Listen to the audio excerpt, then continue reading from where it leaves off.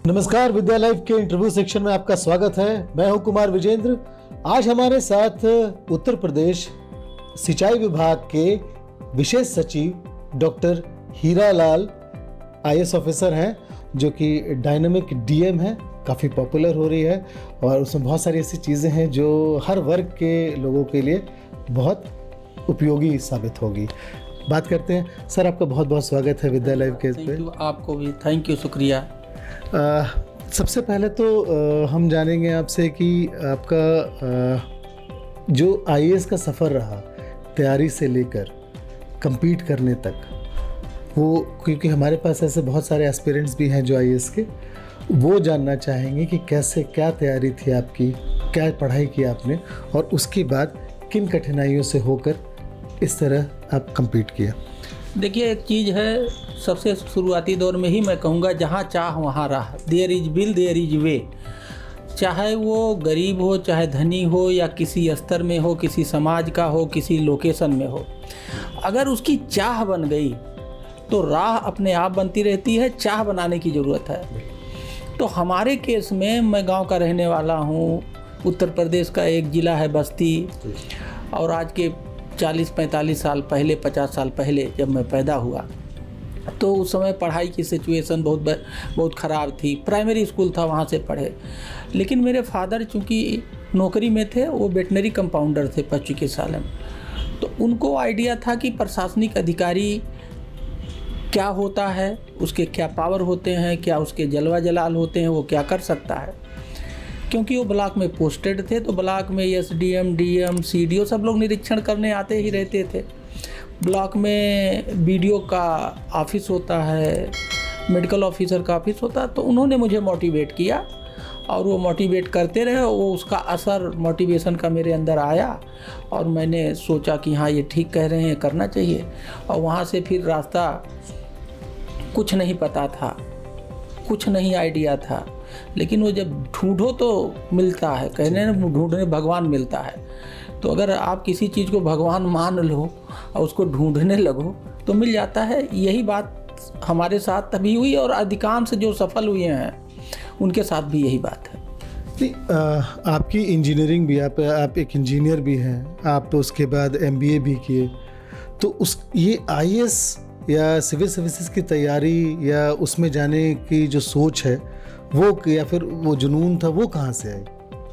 देखिए, ऐसा है कि जब पढ़ रहे थे तो पहले ये हुआ कि कहते हैं ना, जैसा संगत होता है वैसे ही जो है आदमी का आइडिया बनता, मन बनता। तो जब हम इंटर में आए तो वहाँ से हमारे साथी लोग सब इंजीनियरिंग की तैयारी कर रहे थे। तो पहला तो मोटो क्या हुआ कि इंजीनियर बना जाए, कम से कम एक बेस हो। पहले आदमी सिक्योरिटी चाहता है कि भाई एक इंजीनियर हो जाएंगे, फिर तैयारी करते रहेंगे। तो वहाँ से जो हम 3-4 लोग टॉपर थे, सभी लोग जो है इकट्ठा होकर इंजीनियरिंग की तैयारी कर रहे थे। फिर वहाँ से इंजीनियरिंग करने चले गए। जब इंजीनियरिंग करने चले गए तो फिर अगला उद्देश्य फिक्स किया कि अब आईएएस बनना है या सिविल सर्विसेज में जाना है। तो इंजीनियरिंग करते रहे और तैयारी करते रहे, तो सिविल सर्विसेज में आ गए। तो ये क्योंकि हमें कोई शुरुआती दौर में तो गाइड करने वाला था नहीं कि जाओ बीए कर लो या कोई सब्जेक्ट ले लो और जा करके सीधा आईएएस की तैयारी करो। तो जो आपका क्वेश्चन है वो सही है कि हमने इसको स्टेप में उठाया। किन कठिनाइयों के बाद और क्या चीज़ ऐसा था जो आपको बहुत ही क्लिक करता था कि हाँ, ये करने के लिए मैं आईएएस बनूं? देखिए, ऐसा है कि उस समय जो मेरे फादर ने समझाया हमें, हमारा जो बैकग्राउंड था, जिस बैकग्राउंड में हम पढ़ाई कर रहे थे, वो ये था कि यूपी के जिस एरिया से, जिस ज़िले से आते हैं, वहाँ माहौल है पढ़ाई करो, पढ़ाई का मतलब नौकरी ढूंढो। और बहुत सारे क्षेत्र ऐसे हैं जहाँ पढ़ाई करते हैं, पढ़ाई मतलब नौकरी नहीं होता, पढ़ाई का मतलब नौकरी भी है और धंधा भी है। कहीं कहीं तो केवल धंधा है, जैसे बॉम्बे है, तो बॉम्बे में पढ़ाई का मतलब नौकरी नहीं होता। तो चूँकि नौकरी एक वो जो पढ़ाई से जुड़ा हुआ था, तो नेचुरल सी बात है कि अब नौकरी में जो सबसे बड़ा नौकरी हो, जो सबसे अच्छा नौकरी हो, जहाँ पद, पावर, पैसा सब कुछ हो, वही सपना देखना चाहिए। यही मेरे फादर ने मुझे बताया। तो उसमें वही सिविल सर्विसेज ही आता था। तो सिविल सर्विस, और ये कहानी, जैसे मैंने कक्षा 8 जो है 80 में पास किया, ठीक है, और 82 में मैंने हाई स्कूल पास किया और 84 में हमने पास किया इंटर। तो उस समय ना कोई बताने वाला था, ना कोई, ये जो इस समय बहुत सारे अच्छे अच्छे प्राइवेट स्कूल भी बहुत अच्छे अच्छे खुल गए हैं और देहातों में भी खुल गए, ये सब कुछ नहीं था, केवल प्राइमरी स्कूल थे सरकारी। तो प्राइमरी में पढ़े, और कुछ स्कूल जो थे प्राइवेट में वो एडेड थे, लेकिन उस समय वो माहौल नहीं था जो आज है। आज के डेट में काफ़ी कुछ बदला, और तैयारी करने में बहुत सारी दिक्कतें थी, ना कोई बताने वाला, ना सुनने वाला, और ना कोई आइडिया था, ना कोई रिसोर्स था। आज के डेट में चीज़ें बिल्कुल बदल चुकी हैं। तो जिन परिस्थितियों में हमने तैयारी की थी वो वास्तव में आज की तुलना में बहुत डिफ़िकल्ट था और बहुत कठिन था। अब के पैटर्न में और उस समय जो आप जब तैयारी कर रहे थे उस पैटर्न में, क्योंकि अभी भी आप देखते होंगे बच्चे आते होंगे, नए नए बच्चे आते होंगे, तो उसमें आपको क्या लगता है कुछ ऐसे चेंजेस आए हैं जो बहुत अच्छे हों, या फिर ऐसे चेंजेस को और बदलने की कोशिश या कुछ और चेंज परिवर्तन लाने की ज़रूरत है? देखिए, ऐसा है कि उस समय की तैयारी और आज की तैयारी में बहुत सारा परिवर्तन हो गया। पहले 2 सब्जेक्ट हुआ करते थे, अब 1 सब्जेक्ट कर दिया। पहले थियोरेटिकल पोर्शन ज़्यादा था, लोग गए, समझे, पढ़े, किताब उताब से उठाए और कर लिए। अब जो है उसमें प्रैक्टिकल एस्पेक्ट ले आए, क्योंकि जब लोग सेलेक्ट होकर के फील्ड में गए और देखा कि उनका परफॉर्मेंस जैसा सरकार चाहती है या जैसा चाहिए वो नहीं मिला, तो इसका मतलब कि सिलेक्शन के पैटर्न में चेंज करना चाहिए। तो उन्होंने क्या किया कि थियोरेटिकल नॉलेज से काम नहीं होगा, अब इसको प्रैक्टिकल नॉलेज करिए। तो उसके लिए क्या हुआ, प्रैक्टिकल क्वेश्चन ज़्यादा आने लगे। ये जो मेरी किताब है, मैंने ये जो डायनेमिक डीएम की किताब लिखी है, इसमें वो सारे मुद्दे वही लिखे हैं। ये तैयारी के लिए बहुत अच्छी किताब है जो एस्पिरेंट है। क्या, जैसे मान लीजिए हमने इसमें पानी पे जो काम किया, पानी जो बढ़ाया, उसकी पूरी डिटेल लिखी। अब आपके पास क्वेश्चन आ गया कि आप किसी ज़िले के कलेक्टर हैं, अब आपको पानी बढ़ाना है तो क्या करेंगे। अब थियरी से तो पानी बढ़ेगी नहीं जो इससे पहले करते थे।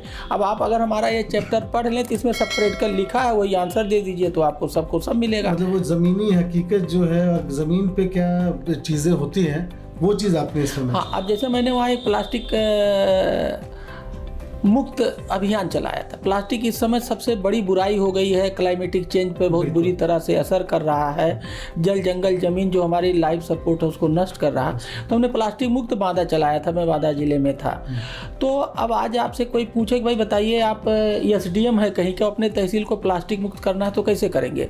तो अगर मेरा चैप्टर ये प्रैक्टिकली किया हुआ है, संभव है, सक्सेस है, तो अब प्रैक्टिकल चीज़ों पे ज़्यादा ध्यान दिया जा रहा है रादर देन थियोरेटिकल चीज़ें।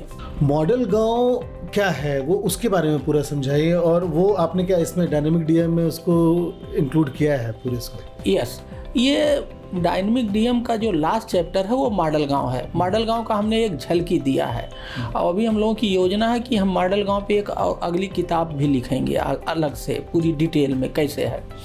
देखिए, मॉडल गांव क्या है, एक मतलब इंडिया की जो 90% आबादी है या तो गांव में रहती है या गांव पे डिपेंडेंट है।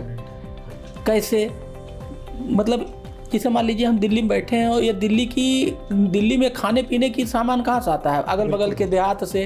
दिल्ली की हवा कहाँ से आती, अगल बगल के पेड़ जो लगे हैं देहातों में, वहाँ से। यहाँ तो पेड़ की कमी है। खाने की, पीने की, रहने की, वायु, पानी कहाँ से आता है, अन्य प्रदेशों कहाँ से आता है। तो इसका मतलब ये है कि जब तक गाँव का विकास नहीं होगा तब तक हम जो है डेवलप्ड कंट्री नहीं बन पाएंगे। ये हमारी सोच है, और ये कोई मैं कोई इसमें अपने स्तर से नहीं कर रहा हूँ। ये बात तो महात्मा गांधी जी ने कहा था कि रिपब्लिक विलेज होना चाहिए। मेरा तो ये मानना है कि हर गांव का व्यवहार, हर गांव की प्रकृति, हर गांव का सिचुएशन एक कंट्री की तरह होता है। अगर अगल बगल 2 गांव हैं तो जैसे 2 कंट्री में डिफरेंस हो, जैसे अगल बगल के सटे हुए गांव हैं, दोनों में समानता नहीं होगी। यहाँ विकास हो जाएगा, यहाँ नहीं होगा। यहाँ झगड़े होंगे, यहाँ झगड़ा नहीं होगा। यहाँ शांति होगी, यहाँ शांति होगी। तो हर गांव एक कंट्री की तरह उसकी प्रकृति होती है। तो इसीलिए महात्मा गांधी ने रिपब्लिक विलेज की बात की थी कि हर गाँव एक कंट्री की तरह उस हर तरह से संपन्न हो, रिपब्लिक हो। अभी recently doctor APJ Abdul Kalam साहब ने एक स्कीम लॉन्च किया था, पूरा providing urban amenity to rural area, जो रिपब्लिक विलेज है उसी से मिलता जुलता ये स्कीम था। तो ये जो मॉडल गांव का कॉन्सेप्ट है, ये जो महात्मा गांधी का रिपब्लिक विलेज है और पूरा है APJ कलाम साहब का, मिसाइल मैन साहब का, उसी को हम लोग धरती पे उतार रहे हैं, धरती पे लागू करा रहे हैं। क्योंकि किताब में लिख देना और हाँ, उसको चरितार्थ करना। हाँ, चरितार्थ करना, दोनों में अंतर है। जी जी। अब क्वेश्चन आता है, ये आइडिया आपके यहाँ से कहा। जब हम बांदा में थे तो वहाँ हमने बहुत सारे काम किए, पानी बढ़ाया, महिलाओं का इनकम बढ़ाया, बच्चों की पढ़ाई पे ध्यान दिया, मेल न्यूट्रिशन कम किया, किसानों की आय बढ़ाई। ऐसे हमने 20-25 काम किए। पानी, वोटिंग परसेंटेज, मतलब इस तरह से, हाँ, प्लास्टिक, तो 20-25 जो काम किया उसी को मैंने इस किताब में चैप्टर वाइज लिखा है। ठीक है। पर्यटन को बढ़ाया, तो उससे क्या हुआ, उस जिले का जो विकास हुआ वो एक मॉडल गांव, वहाँ शहर नहीं है, सब देहात था, 470 गांव थे, सब देहात है। तो हमने गांव की इकोनॉमी को कैसे, जैसे पानी बढ़ा तो क्रॉप प्रोडक्टिविटी 18.5% बढ़ गया, इनकम 18.5% मोटा मोटा कहने के लिए बढ़ गया। ठीक है। झगड़े कम हो गए, लोग निराशावादी सोच के थे कि हम तो बांदा के हैं, हमारी ज़िंदगी में कुछ नहीं हो सकता, निराश थे।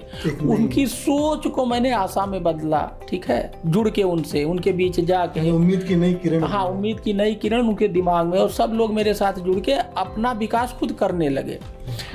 तो वो जो बांदा में हमने ये सब किया, उसी को हम रिप्लिकेट कर रहे हैं मॉडल गांव में। अच्छा। ये देखिए मॉडल गांव का एक हैंड बिल है, ये वाला। ठीक है। इसमें सब कुछ लिखा हुआ है जो, और जैसे गांव में क्या होता, अगर गांव के किसी आदमी से पूछो गांव का विकास क्या है, तो नाली, खड़ंजा, स्कूल और राशन, यही 3-4 चीज़ बताता है। हमने इसमें 25 पॉइंट दिए हैं कि एक गाँव, मॉडल गाँव बनाने के लिए ये 25 पॉइंट पे काम होना चाहिए। एक बात। दूसरी बात क्या है, गांव का विकास क्यों नहीं हो रहा है, ये समझने की ज़रूरत है। सरकार चाह रही है, भारत सरकार, स्टेट गवर्नमेंट, लोकल गवर्नमेंट, सारे जनप्रतिनिधि, सारे IAS, सारे ब्यूरोक्रेट, इतना बड़ा सिस्टम है और सब चाह रहे हैं कि विकास हो, लेकिन जिस तरह से विकास होना चाहिए था वो नहीं हो रहा है। तो ये हमने सोचा आखिर क्यों नहीं हो रहा है। तो मेरे जो समझ में आया व्यक्तिगत तौर से, और जिसका प्रयोग मैंने बांदा में किया, कि गांव वाले ये सोचते हैं कि उनका विकास शासन कर देगा, प्रशासन कर देगा, कोई दूसरा कर देगा, उन्हें नहीं कुछ करना है, मतलब अपने लिए एफर्ट नहीं लगा। हाँ, उन्हें एफर्ट नहीं करना, दूसरा कर दे। तो हमने बांदा में इसी चीज़ को चेंज किया। हमने कहा ना, आपका विकास केवल और केवल आप ही कर सकते हैं, कोई दूसरा कर ही नहीं सकता है, समग्र रूप से सबको। तो मैंने सबको जोड़ना शुरू किया, यही बात समझाना शुरू किया कि जो आप ये सोच रहे हो कि आपका विकास कोई दूसरा कर देगा, आप नहीं, आपको कुछ नहीं करना है, इसीलिए आपका विकास नहीं हो रहा है। ये सोच को बदलो कि आपका विकास केवल और केवल आप ही कर सकते हैं। तो लोगों को जोड़ना, उनका ट्रस्ट जीतना, और उन लोगों को विकास के रास्ते, तो इसी को कहते हैं जन सहभागिता, पब्लिक पार्टिसिपेटरी डेवलपमेंट। यही सस्टेनेबल है और इसी से विकास होगा। तो ये जो मॉडल गांव में है, यही हम करते हैं। गांव में जो अच्छे लोग हैं, पढ़े लिखे लोग हैं, जो गांव के लोग बाहर कमाने चले गए हैं, उनका नाम हमने रखा है NRV, नॉन रेजिडेंट विलेजर्स। ऐसे नॉन रेजिडेंट इंडियंस है, वैसे नॉन रेजिडेंट्स विलेजर्स। और उनसे समझाते हैं कि आपके गांव का विकास आप ही कर सकते हैं, अपने गांव का विकास खुद करो, सरकार बहुत सारा सहयोग दे रही है, उसका फ़ायदा उठाओ और गांव को आगे बढ़ाओ। तो वो जो मॉडल है उसी को हम गांव, और इससे लोगों में एक जोश पैदा हो रहा है। क्या, जो लोग ये भटक गए हैं कि उनका विकास कोई दूसरा करेगा, उनको मैं करेक्ट कर रहा हूँ, वो सही रास्ते पर ला रहा हूँ। एक रिस्पॉन्सिबिलिटी है, वो सोशल रिस्पॉन्सिबिलिटी आप उनके ऊपर। तो इसमें मॉडल गांव जो ये था प्रोजेक्ट, इसमें एक बहुत ही महत्वपूर्ण सवाल आपसे बनता है कि ये आपके दिमाग में आया कैसे, क्योंकि बहुत सारे ऐसे IAS ऑफिसर हैं जो बहुत सारे जिलों में है जहाँ पे इस तरह के हर जिले में गाँव होगा। हाँ, देखिए, ये इस दुनिया में बहुत अच्छे लोग हैं, बिल्कुल, बहुत अच्छे लोग हैं। जब मैं वहाँ बांदा से एज ए कलेक्टर हटा तो मेरे एक मित्र हैं मुनीश जी, वो नाबार्ड के रिटायर्ड CGM है, तो उनको रूरल डेवलपमेंट का बहुत नॉलेज है। तो मैं उनसे राय लेता रहता था कि क्या करना चाहिए, कैसे करना चाहिए। तो जब मैं हटा तो उन्होंने एक पेज पे मेरे काम की जिस्ट बनाई कि देखिए 12.5% वोट बढ़ गया, 10.5% वोट बढ़ गया, तो डेमोक्रेटिक कोहेसन बना, लोगों में एकता बढ़ी, और एकता से ताकत, पूरे ज़िले की ताकत में काफ़ी इजाफा हुआ। फिर कहा पानी बढ़ गया, क्रॉप प्रोडक्टिविटी बढ़ गई, मेल न्यूट्रिशन घट गया। ऐसा मैंने अपने सोशल मीडिया लिंक्डइन पे डाल दिया। तो एक सौरभ सिंह हैं और वो ICCI फाउंडेशन के हेड थे। उन्होंने मुझे लिंक्डइन पे मैसेज किया कि मैं आपके काम को बहुत दिनों से देख रहा हूँ और आप अच्छा काम कर रहे हैं, तो ये जो आपने लिस्ट बनाई है ये तो केवल बांदा में हुआ, क्यों ना इसको पूरे देश में प्रदेश में किया जाए। तो हमने कहा, फिर मैंने ये बात मुनीश जी को बताई। हमने कहा जो आपका ये बनाया था जिस्ट, इस पर ये आया, आप जरा सौरभ सिंह साहब से बात करो। तो उन्होंने, दोनों लोगों ने बात की, तो उन्होंने कहा इसको रिप्लिकेट करिए, जो ये आपका मॉडल बांदा में तैयार हुआ है वो मॉडल गांव का ही मॉडल है, इसको रिप्लिकेट करिए उत्तर प्रदेश में, हम इसको मदद करेंगे फाउंडेशन की तरफ से। फिर दोनों लोगों में बात हुई, दोनों लोगों ने एक प्रोजेक्ट बनाया और एक छोटी सी ऑफिस है लखनऊ में मॉडल गांव की, मैं उसका ऑनरेरी मेंटर हूँ, मैं कुछ नहीं लेता।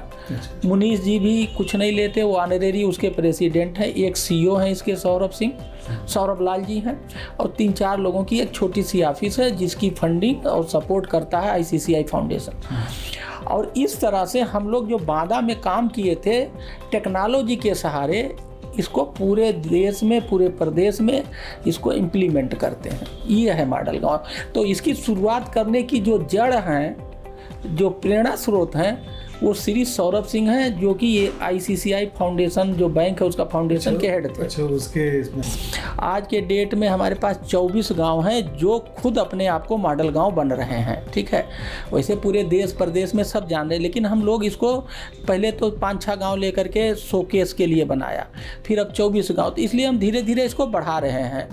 और इसमें हम ये करते हैं, जो प्रधान अपने गाँव को आगे बढ़ाना चाहता है तो उससे हम एक MOU साइन करते हैं कि हम तुम्हें नॉलेज देंगे, knowledge is power, we are empowering them through knowledge. और इस तरह से धीरे धीरे हम लोग इसको फैला रहे हैं। आइडिया तो सबको पसंद आया, क्योंकि बहुत सारे स्कीम है, तो उसी में से ये भी है। गवर्नमेंट स्कीम को एक तरह से ये समझिए प्राइवेट स्कीम है जो सप्लीमेंट कर रही है। हमारा अप्रोच है bottom up approach, public participatory approach, ठीक है, और लोगों की अगुवाई में विकास, और ये एडमिनिस्ट्रेशन की अगुवाई में विकास नहीं है, ये लोगों की, गांव के लोगों की अगुवाई में। एडमिनिस्ट्रेशन क्या साथ देती है?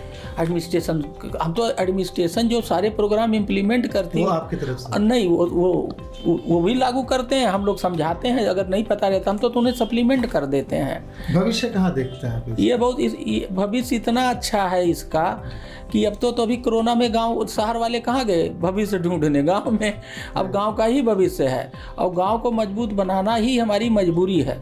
तो ये इसका बहुत अच्छा भविष्य है। पिछले 2 साल में इतना अच्छा, पूरे देश विदेश, कितने विदेश के लोग हमसे इसी मॉडल गांव की वजह से जुड़े। सैम प्रतोदा साहब भी हमसे इसी वजह से जुड़े, जो IT के हेड थे। हाँ, वो एक कोरोना में एक किसानों नाम की संस्था से जुड़े हुए थे। फिर हमारी संस्था के बारे में तो हम लोग ऑनलाइन बात करते थे कि कैसे किसानों का, तो ऐसे बहुत, कैलिफोर्निया में एक डॉक्टर हैं, वो चलाते हैं स्मार्ट विलेज मूवमेंट। अच्छा। तो वो जुड़े। तो ऐसे बहुत सारे लोग जो इस आइडिया पर काम करते थे, बहुत लोग जुड़े। आपको क्या लगता है कि सोशल मीडिया जो अब है, वो जो बच्चे तैयारी कर रहे हैं, चाहे किसी भी कम्पिटिटिव एग्जाम की तैयारी कर रहे हो, खासकर जो सिविल सर्विसेज IAS बनना चाहते हैं, उनके लिए आप सोशल मीडिया को किस तरह से देखते हैं और उनको क्या सजेस्ट करते हैं? देखिए, मैं एक ये बताऊं, जो बच्चा तैयारी कर रहा है उसके लिए तैयारी बहुत आसान हो गई है। पिछले 5-6 साल के जो IAS के टॉपर हैं या स्टेट सिविल सर्विसेज के टॉपर हैं, उनका इंटरव्यू है। तो पिछले 5-6 साल के 10-12 इंटरव्यू देख लें और उसको सुन लें, उसका नोट बना लें, तो उनको एक आइडिया हो जाएगा जो हमें पहले हमारे पास नहीं था, कि क्या पढ़ना चाहिए, कैसे पढ़ना चाहिए, कब पढ़ना चाहिए, कितना पढ़ना चाहिए। 10 इंटरव्यू सुने, नोट बना लें, सब समझ में आ जाएगा कि तैयारी करना, कौन तैयारी फायदेमंद है। एक बात, बहुत अच्छा ऐसा आइडिया होगा। हाँ, और ये सब के इंटरव्यू हैं। फिर सोशल मीडिया से आप उनसे जुड़िए और उनसे कहिए हमें मेंटरिंग कर दो, तो 10 लोगों को आप अप्रोच करोगे तो बहुत सारे लोग उन मेंटर कर देंगे। 1-to-1 मेंटरिंग हो जाएगी मोबाइल फ़ोन पे और वीडियो से, तो आपको मेंटर मिल जाएंगे। और मेरा ये कहना है, पर डे अखबार ज़रूर पढ़ना चाहिए, 2-3 अखबार पढ़ना चाहिए और 3-4 घंटा पढ़ना चाहिए। मैक्सिमम चीज़ें अब अखबार से आती हैं, ठीक है। तो आज के डेट में तैयारी आसान हो गया और फ्री तैयारी होगी। बता तो दी, आपके पास अगर मोबाइल और नेट सबके पास है तो आप 4-10-12 इंटरव्यू सुन के उसका पैटर्न सब चीज़, और दूसरा हो गया मेंटर बना लीजिए, और तीसरा रोज़ अखबार पढ़ो ऑनलाइन। तो आज के डेट में ये मेरा सजेशन है। जो कहते हैं हम गांव में देहात में हमें बताने वाला नहीं है, हमारे ज़माने में ऐसा था, अब नहीं है। देखिए, ऐसा है, जब लोग IAS बन जाते हैं तो जैसे एक पेड़ को अगर जड़ से काट दो तो सूख जाता है, अगर आईएएस बने तो उन्होंने घर द्वार गांव सब छोड़ दिया, इसका मतलब जड़ से कट गए तो सूख जाते हैं। तो इसलिए आईएएस को समाज के बीच ही रहना चाहिए, अपने जड़ से जुड़े रहना चाहिए, समाज के लोगों की समस्याओं को अपना समस्या समझ के हल करना चाहिए। समाज और सरकार में गैप है, वो गैप को कम करना या जीरो करने की जिम्मेदारी समाज की नहीं है, हमारी है, आईएएस अफसरों की। इसीलिए हम ऐसा वेशभूषा रखते हैं, ऐसी स्टाइल रखते हैं, ऐसी बात रखते हैं कि आम आदमी बिना हिचक के हमसे बात करे और अपनी समस्याओं को बताए जिससे मैं दूर कर सकूं। तो ये सबको करना चाहिए, जो कि प्रायः देखने को नहीं मिलता है। इसीलिए जो लोग कहते हैं ना, हम लोग बहुत लोग कहते हैं अरे तो काले अंग्रेज हैं, अंग्रेज तो चले गए लेकिन उनकी मानसिकता नहीं गई, ये जो हम लोग सुनते हैं टांट समाज से, उसके पीछे कारण यही है। तो हम इस चीज़ को भी तोड़ना चाहते हैं। हमें आईएएस बनने का मौका मिला है कि नहीं, हम वही आईएएस हैं जो जिस तरह का आईएएस आप देखना चाहते हो, बातचीत में, वेशभूषा में, व्यवहार में, सॉल्यूशन प्रोवाइडिंग करने के रूप में। एक जो पब्लिक सर्वेंट जो होता है, क्योंकि अगर हम उसको जानते ही हैं ऐसे पब्लिक सर्वेंट के हिसाब से, तो ताकि वो पब्लिक सर्वेंट नहीं पर पब्लिक से इतना जुड़ा हुआ हो कि वो आने से डरे नहीं और अपनी, क्योंकि समस्याएं हैं, किसी के पास आइडियाज़ भी होते हैं। देखिए है क्या ना, हम आईएएस अफसर शासक प्रशासक नहीं है जो कि हम सोच बैठे हैं, कहते हैं हम अफसर हैं, हम अफसर नहीं है। सही बात में हम सेवक, हमें सेवा करने के लिए सिविल सर्विसेज सर्विस है, सेवा है। अब उसमें सिविल सर्विसेज ऑफिसर जोड़ लिए, अपने को शासक प्रशासक मानने लगे, वहीं ये भूल हो जाती है, गलती हो जाती है, जिससे बचने की ज़रूरत है। जो बच गया वो हमारी तरह है, जो नहीं बचा इससे उसके लपेट में आ गया तो वो सिविल सर्विसेज का, सेवा का किसी तरह से एंजॉय नहीं कर पाता, वो मज़ा नहीं ले पाता इस सर्विस का जिसके लिए वो आया है। सेवा करके जो मज़ा आता है ना, वो और किसी चीज़ में नहीं। तो क्योंकि अब हम आखिरी इस पे आ गए हैं अपने इंटरव्यू के, तो विद्या लाइव के जो दर्शक हैं और साथ ही साथ विद्या लाइव से जुड़े हुए जितने भी लोग तैयारी कर रहे हैं इसके बारे में, उसमें डायनेमिक डीएम के साथ ही क्या और भी ऐसी चीज़ें हैं जो उनको दिमाग में रखना चाहिए, कुछ संदेश उनके लिए? देखिए, मैंने अभी आपको बताया कि रोज़ 2-3 घंटा अखबार पढ़ें और अखबार इस नज़रिए से पढ़ें कि ये जो न्यूज़ लिखी गई है क्यों लिखी गई, इसमें क्या अच्छाई है, इसमें क्या बुराई है, उसकी एनालिसिस करें और नोट बनाएं। दूसरा, 10-12 जो टॉपर सेलेक्ट हुए हैं उनके इंटरव्यू सुने और उसमें जो उन्होंने ट्रिक्स टेक्निक्स बताई है उसको समझ के एडॉप्ट करें और कुछ लोगों को अप्रोच करें और मेंटर बना लें। 3 अप्रोचेज। और मैं ये भी चाहूँगा कि मेरी एक किताब पढ़ें, ये फ्लिपकार्ट अमेज़ॉन पे 3 भाषा में है, हिंदी, गुजराती, अंग्रेजी, 12,000 से ज़्यादा बिक चुकी है, बेस्ट सेलर है। इससे भी उनको काफ़ी मदद मिलेगी समझने में कि क्या है आईएएस और कैसे होता है आईएएस और क्या करना चाहिए। ये तैयारी के लिए ही हमने किताब लिखी है। ये और वो जो बन चुके हैं उनके लिए भी बहुत प्रेरणादायक होगी। यस, क्योंकि जो बन चुके हैं उन्हें ज़मीन पे काम करना है, परफॉर्म करना है, जो कि नहीं हो पा रहा है, तो यहाँ से सीख करके वो परफॉर्म कर सकते हैं। तो उनके लिए बहुत, सबके लिए ये उपयोगी है। चलिए, विद्या लाइव पे आप जुड़े और साथ ही हमारे दर्शकों को ये दिख रहा होगा कि इस इंटरव्यू के थ्रू आप जो आईएएस की तैयारी कर रहे हैं उनके लिए कितने फ़ायदेमंद होगा, और साथ ही साथ जो आईएएस खुद अभी आईएएस ऑफिसर्स हैं, अगर उनको उन तक भी ये पहुंचती है बातें, तो एक जो मॉडल गांव वाला है और डायनेमिक डीएम से उनको बहुत सारी ऐसे मदद और प्रेरणा मिल जाएगी जो कि पब्लिक सेवा के लिए एक उत्कृष्ट काम होगा। सर, बहुत बहुत शुक्रिया आपका विद्यालय के साथ जुड़े, आपका बहुत बहुत धन्यवाद। थैंक यू, शुक्रिया आपका अच्छी वार्ता करने के लिए और ये अच्छी चीज़ को दर्शकों तक पहुंचाने के लिए। Thank you.